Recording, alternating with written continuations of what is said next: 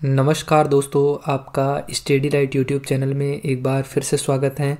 और आज हम ज्योग्राफी का लेक्चर नंबर 8 लेके तैयार हैं, जिसका नाम है प्रायद्वीपीय भारत यानी कि पेनिनसुलर इंडिया। तो शुरू करते हैं बिना किसी वेस्ट ऑफ टाइम के। सबसे पहले देखिए दोस्तों, प्रायद्वीप क्या होता है उसके बारे में समझते हैं। तो प्रायद्वीप एक महाद्वीप या भूमि का ऐसा हिस्सा है जो 3 तरफ से महासागर से घिरा रहता है, यानी पानी से घिरा रहता है। अगर चार तरफ से पानी से घिरा होगा तो उसको कहा जाता है द्वीप, जबकि 3 तरफ से अगर पानी से घिरा रहता है कोई भी भूमि का टुकड़ा या महाद्वीप तो उसे प्रायद्वीप यानी कि पेनिनसुलर कहा जाता है। अब भारत को प्रायद्वीप क्यों कहा जाता है? देखिए दोस्तों, ये भारत का मैप है। भारत के पश्चिम में अरेबियन सी यानी कि अरब सागर है, जबकि पूरब है उसके अंदर बे ऑफ बंगाल यानी बंगाल की खाड़ी है, जबकि दक्षिण में हिंद महासागर है यानी कि इंडियन ओशन है। तो 3 तरफ जल राशियाँ स्थित हैं, इसके कारण इसको प्रायद्वीप कहा जाता है। अब भारत का जो भाग है यानी कि जो प्रायद्वीप है वो प्रायद्वीपीय भारत पठारी होने के कारण इसको प्रायद्वीपीय भारत का पठार भी कहा जाता है, यानी प्रायद्वीपीय पठार के नाम से भी जाना जाता है। अब बात करते हैं हम कि इस प्रायद्वीपीय भारत के पठार का निर्माण कैसे हुआ। तो देखिए दोस्तों, जब जो भारतीय प्लेट है वो भारतीय प्लेट जो अफ्रीकन प्लेट है उस अफ्रीकन प्लेट से टूटकर उत्तर दिशा की ओर मूवमेंट करती है, तभी वहाँ पे एक रीयूनियन हॉटस्पॉट रहता है अफ्रीका के पास। वहाँ पर ज्वालामुखी विस्फोट होता है, जिसके कारण भारत का जो प्रायद्वीप है उसका निर्माण होता है। और जो भारतीय प्लेट है वो टूटकर लगभग 71 मिलियन साल पहले टूटती है, और लगभग 10 मिलियन साल पहले की बात है जब भारत की जो प्लेट है वो इक्वेटर से ऊपर आ चुकी रहती है, और ये आज की स्थिति है। तो जो रीयूनियन हॉटस्पॉट है वहाँ पर ज्वालामुखी विस्फोट के कारण जो भारत का प्रायद्वीप है उसका निर्माण होता है। अब हम बात करें कि 2 चीज़ हैं, पर्वत और पठार। पर्वत और पठार ये 2 नेम आपके सामने आएंगे, तो इनमें अंतर क्या होता है पर्वत और पठार में। देखिए दोस्तों, जो पर्वत होता है यानी जो पर्वत का जो शिखर होता है वो ऊपर से तीखा होता है, जबकि जो पठार होता है उस पठार का शिखर समतल होता है। पर्वत और पठार में केवल यही डिफरेंस रहता है कि जो पर्वत होता है उसका जो शिखर होता है वो ऊपर से तीखा होता है, जबकि जो पठार होता है उसका शिखर ऊपर से समतल रहता है, यानी कि एक प्रकार से वो रहने योग्य है, जबकि जो माउंटेन है वहाँ पर घर नहीं बसाए जा सकते। अब हम इस प्रायद्वीपीय भारत में कुछ इम्पोर्टेंट पर्वत और पठारों को पढ़ने वाले हैं। आज की वीडियो में हम केवल जो इम्पोर्टेंट पर्वत हैं भारत के उनकी बात करेंगे। इसके अगले पार्ट में हम भारत के इम्पोर्टेंट पठारों की बात करेंगे। तो सबसे पहले हम ये देख लेते हैं कि हम कौन कौन से पर्वत और कौन कौन से पठारों की बात करने वाले हैं। पर्वत और पठार। पर्वतों की बात करें तो पर्वतों में सबसे पहले हम पढ़ेंगे अरावली पर्वत, उसके बाद में विंध्य पर्वत, इसके बाद सतपुड़ा पर्वत, उसके बाद पश्चिमी घाट और अंत में पूर्वी घाट पर्वत। तो इन 5 पर्वतों की बात करेंगे हम, अरावली पर्वत, विंध्य पर्वत, सतपुड़ा पर्वत, पश्चिमी घाट पर्वत और पूर्वी घाट पर्वत। वहीं अगर पठार की बात करें तो मालवा पठार, छोटा नागपुर पठार, दक्कन का पठार और मेघालय का पठार, इनकी चर्चा करेंगे। आज की वीडियो में हम पर्वतों की बात करेंगे, अगले पार्ट में हम बात करेंगे पठारों की। तो चलिए सबसे पहले शुरू करते हैं अरावली पर्वत श्रेणी से या अरावली पर्वत माला से। सबसे पहले देखिए दोस्तों, इसकी लोकेशन बहुत इंपॉर्टेंट है, पूछी जाती है कई बार एग्जाम्स में कि अरावली पर्वतमाला जो पर्वत श्रेणी है उसकी लोकेशन क्या है। तो मैप में आप लोकेशन देख सकते हैं, अरावली पर्वत श्रेणी की लोकेशन आपको दिखाई दे रही होगी। अब कुछ इंपॉर्टेंट फैक्ट है अरावली पर्वत श्रेणी से रिलेटेड, उनकी बात करते हैं। दोस्तों, जो अरावली पर्वत श्रेणी है उसका जो विस्तार है वो उत्तर पश्चिम यानी कि जो प्रायद्वीपीय भारत है ना, उस प्रायद्वीपीय भारत के पठार के उत्तर पश्चिम सिरे पर स्थित है, यानी कि जो पठारी भाग है प्रायद्वीप का उसके उत्तर पश्चिम सिरे पर अरावली पर्वतमाला का विस्तार है। और इसका जो विस्तार है वो गुजरात के पालनपुर से लेकर उत्तर पूर्व की तरफ दिल्ली की मजनू टीला दिल्ली के मजनू टीला के पास तक विस्तृत है। गुजरात से शुरू होता है और मजनू टीला तक जाता है और इसकी जो लंबाई है वो है लगभग 800 किलोमीटर और इसका अधिकतर भाग राजस्थान राज्य में स्थित है। लगभग 85% भाग अरावली पर्वतमाला का राजस्थान में स्थित है, वहीं कुछ भाग गुजरात में और कुछ भाग दिल्ली में स्थित है। दक्षिण भाग में यानी कि जो अरावली पर्वतमाला का दक्षिण भाग है उसको जरगा पहाड़ियों के नाम से जाना जाता है। दिल्ली के पास अरावली पर्वत को दिल्ली रीज के नाम से जाना जाता है। ये आपको याद रखने पड़ेंगे फैक्ट कि दिल्ली के पास अरावली पर्वत को दिल्ली रीज के नाम से जाना जाता है। अरावली पर्वतमाला की अगर सर्वोच्च शिखर की बात करें तो वो है गुरु शिखर, जो कि माउंट आबू में है और माउंट आबू है राजस्थान के सिरोही जिले में स्थित। सर्वोच्च चोटी है गुरु शिखर, जो कि माउंट आबू में स्थित है। यह विश्व का सबसे प्राचीन वलित पर्वत है। अरावली पर्वत विश्व का सबसे प्राचीन वलित पर्वत है, यानी कि फोल्डेड माउंटेन। ये हमने अरावली पर्वतमाला की लोकेशन और अरावली पर्वतमाला से रिलेटेड कुछ इंपॉर्टेंट फैक्ट्स देखे हैं जो आपको याद रखने हैं।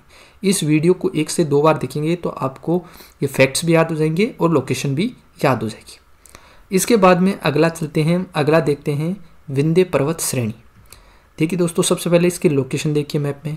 विंध्य पर्वत श्रेणी का जो विस्तार है वो आपको दिखाई दे रहा होगा मध्य प्रदेश में। अब इम्पोर्टेंट फैक्ट की बात करें तो जो विंध्य पर्वत श्रेणी है वो मालवा पठार के दक्षिण में स्थित है। मालवा पठार के दक्षिण में स्थित है। जो मालवा पठार है वो मध्य प्रदेश में है और उसके जो दक्षिण है उसके दक्षिण में यानी मालवा पठार के दक्षिण में विंध्य पर्वत स्थित है। और जैसे मैंने बताया कि इसका जो विस्तार है वो मध्य प्रदेश राज्य में है। विंध्य पर्वत को पूर्व में भांडेर पहाड़ी और कैमूर पहाड़ी के नाम से जाना जाता है। विंध्य पर्वत को पूर्व में भांडेर पहाड़ी और कैमूर पहाड़ी के नाम से जाना जाता है। विंध्य पर्वत के दक्षिण में नर्मदा भ्रंश घाटी स्थित है। भ्रंश घाटी का मतलब स्थित होता है कि पर्वतों का अपर्दन करके जो घाटी बन जाती है उसको ही भ्रंश घाटी कहा जाता है। नदी के कारण अपर्दन से जो घाटी बन जाती है उसको भ्रंश घाटी कहा जाता है। तो विंध्य पर्वत के दक्षिण में नर्मदा भ्रंश घाटी स्थित है। क्यों? क्योंकि विंध्य पर्वत के दक्षिण में नर्मदा नदी बहती है, इसीलिए नर्मदा भ्रंश घाटी वहाँ पे बन गई। नर्मदा भ्रंश घाटी के दक्षिण में सतपुड़ा पहाड़ी है। तो ये कहा जा सकता है कि जो नर्मदा भ्रंश घाटी है वो विंध्य पर्वत और सतपुड़ा पहाड़ी के बीच स्थित है। सतपुड़ा पर्वत के दक्षिण में तापी भ्रंश घाटी स्थित है। एक और क्वेश्चन तैयार हो सकता है आपका यहाँ से कि जो सतपुड़ा पहाड़ी है वो नर्मदा भ्रंश घाटी और तापी भ्रंश घाटी के बीच में स्थित है। वहीं कहा जाए कि नर्मदा भ्रंश घाटी कहाँ स्थित है तो ये विंध्य पर्वत और सतपुड़ा पहाड़ी के बीच स्थित है। तो ये हमने देखा विंध्य पर्वत श्रेणी। इसके बाद में हमारा अगला आता है सतपुड़ा पर्वत श्रेणी। सबसे पहले इसकी लोकेशन, जो विंध्य पर्वत था इसके दक्षिण में स्थित है सतपुड़ा रेंज या सतपुड़ा पर्वत श्रेणी। सतपुड़ा पर्वत भारत में एकमात्र ब्लॉक पर्वत है। ब्लॉक पर्वत का मतलब ये होता है कि जो बीच में से ऊपर उठा हुआ हो और साइड में उसके समतल जगह या जगह नीची हो और बीच में से उठा हुआ हो तो उसको कहा जाता है एक ब्लॉक पर्वत। यानी नाम से ही ये दिखाई दे रहा है कि जो एक प्रकार से जो ब्लॉक पर्वत होता है वो ब्लॉक के समान होता है। नर्मदा भ्रंश घाटी तथा तापी भ्रंश घाटी के बीच स्थित है। जो मैंने अभी पहले बताया था आपको कि जो सतपुड़ा पर्वत है वो नर्मदा भ्रंश घाटी तथा तापी भ्रंश घाटी के बीच स्थित है। यानी कि सतपुड़ा पर्वत के उत्तर में नर्मदा नदी बहती है और दक्षिण में तापी नदी बहती है। सतपुड़ा पर्वत श्रेणी की अगर विस्तार की बात करें तो ये 3 पहाड़ियों के रूप में विस्तृत हैं। एक है महादेव, एक है मैकाल और एक है कैमूर। महादेव, मैकाल और कैमूर इन 3 पहाड़ियों के रूप में विस्तृत है। सतपुड़ा पर्वत की सबसे ऊंची चोटी है धूपगढ़ चोटी, जो महादेव पहाड़ी पर स्थित है। सतपुड़ा की सबसे ऊंची चोटी धूपगढ़ है जो कि महादेव पहाड़ी पर स्थित है। मैकाल पहाड़ी की सबसे ऊंची चोटी है अमरकंटक, वही सतपुड़ा की ये दूसरी ऊंची चोटी है। पहली है धूपगढ़ चोटी और दूसरी है अमरकंटक।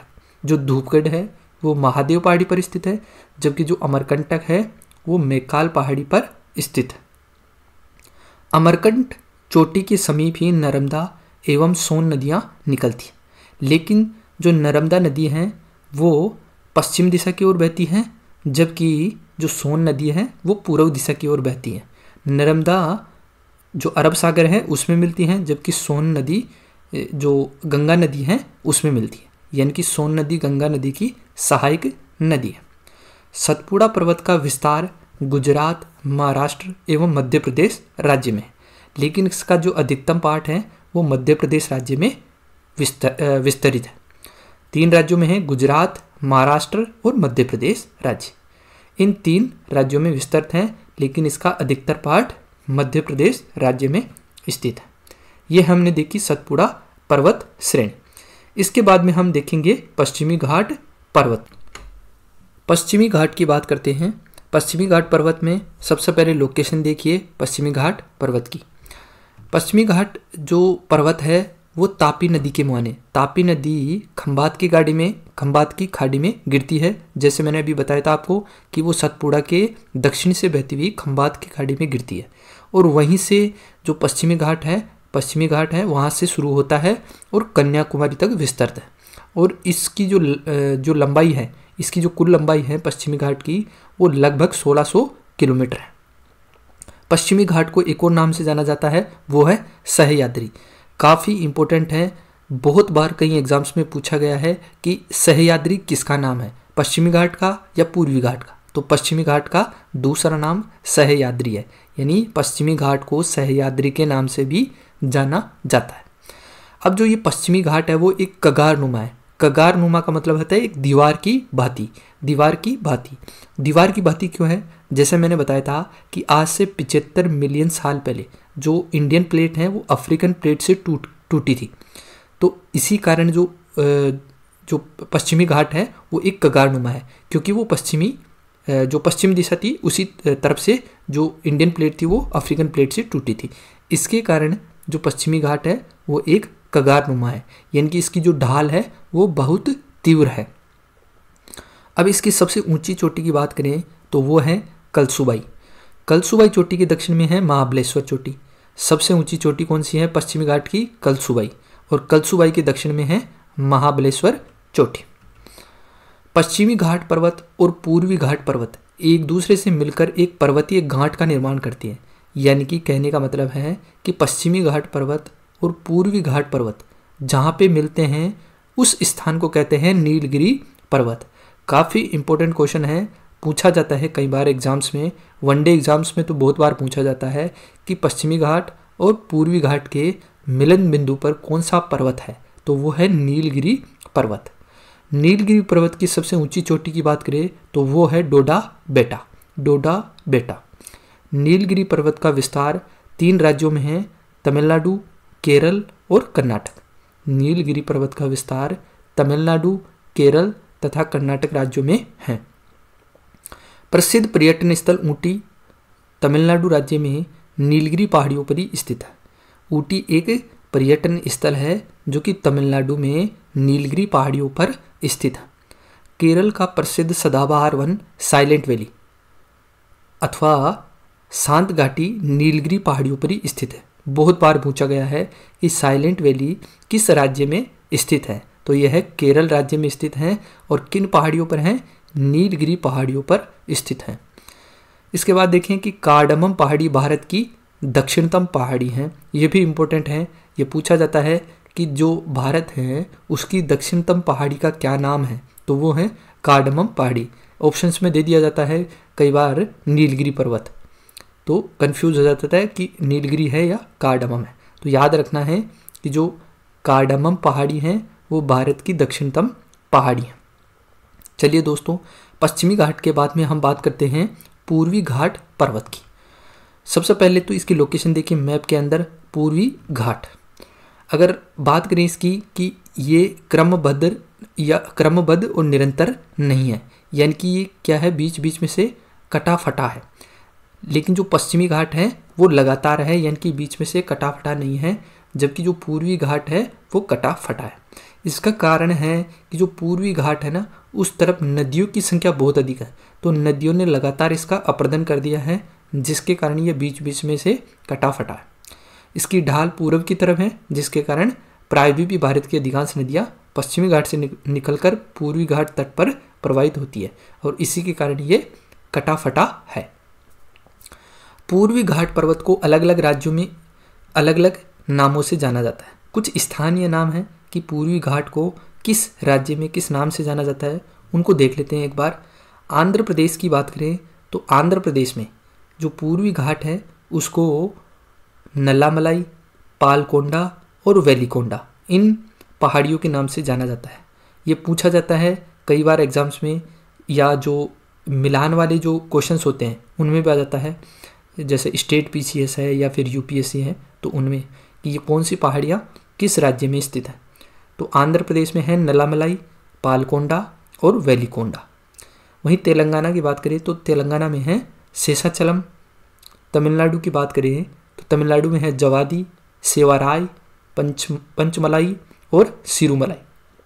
तो ये पहाड़ियाँ हैं इन राज्यों के अंदर, और ये पूर्वी घाट का ही विस्तार है। यानी पूर्वी घाट की जो पहाड़ियाँ हैं उनको अलग अलग राज्यों में अलग अलग नाम से जाना जाता है। आंध्र प्रदेश में है नल्लामलाई, पालकोंडा और वेलिकोंडा। वहीं तेलंगाना में है शेषाचलम, और तमिलनाडु में है जवादी, सेवाराय, पंचमलाई और Sirumalai. Thank you so much दोस्तों। आई होप कि ये लेक्चर आपको अच्छा लगा होगा। अच्छा लगा है तो लाइक करें, कमेंट करें और शेयर करें, और स्टडी लाइट यूट्यूब चैनल को सब्सक्राइब करके बेल आइकन दबा लें। जय हिंद। मिलते हैं अगले वीडियो में, बात करेंगे भारत के पठारों की।